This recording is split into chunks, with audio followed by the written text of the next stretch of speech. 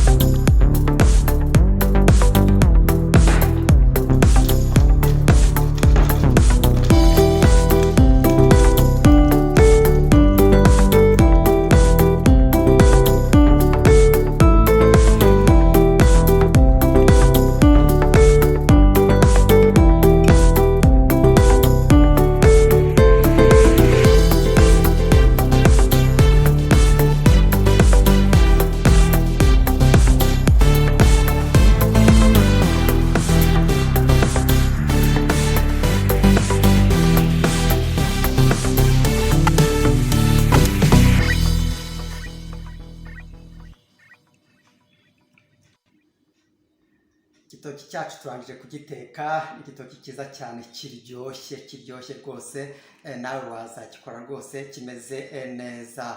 Wari kumwe rero na Master Chef John, nawe ubutaha kora subscribe, like, share kugira ngo ubutaha icyo tuzaba tugiye guteka cyose kijye kikugeraho ako kanya. Wakoze cyane rero, nawe ubutaha, bye bye.